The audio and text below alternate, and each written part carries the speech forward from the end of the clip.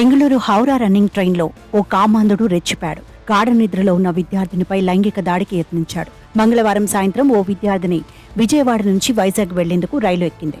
రాత్రిపూట కావడంతో నిద్రలోకి జారుకుంది. అర్ధరాత్రి 2 గంటలకు రైలు సామర్లకోట స్టేషన్ సమీపానికి చేరుకుంది. ఆ సమయంలో అందరూ నిద్రిస్తుండగా ఓ వ్యక్తి యువతి దగ్గరకు మెల్లిగా వెళ్లాడు. చుట్టుపక్కల ఎవరూ మెలకువగా లేకపోవడంతో రెచ్చిపోయిన నిందితుడు విద్యార్థినిపై లైంగిక దాడి చేసేందుకు ప్రయత్నించాడు. పలుమార్లు ఆమెను అసభ్యంగా తాకేందుకు యత్నించాడు. ఆ సమయంలో యువతి ఒక్కసారిగా అలర్ట్ అయింది. గట్టిగా కేకలు వేసి దుండగుడి పైకి తిరగబడింది. విద్యార్థిని అరుపులు విన్న తోటి ప్రయాణికులందరూ లేచారు. సదరు యువతి జరిగిన విషయాన్ని తోటి ప్రయాణికులకు చెప్పగా అందరూ కలిసి నిందితుడిని పట్టుకుని చితకబాదారు. తెల్లవారుజామున 5 గంటలకు ట్రైన్ విశాఖపట్నం చేరుకోగానే నిందితుడిని రైల్వే పోలీసులకు అప్పగించారు. కేసు నమోదు చేసి దర్యాప్తు చేస్తున్నట్లు పోలీసులు తెలిపారు.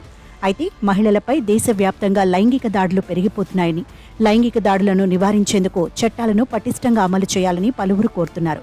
నేరస్తులకు కఠిన శిక్షలు విధించి మరొకరు ఇలాంటి అఘాయిత్యాలకు పాల్పడకుండా చూడాలని అంటున్నారు.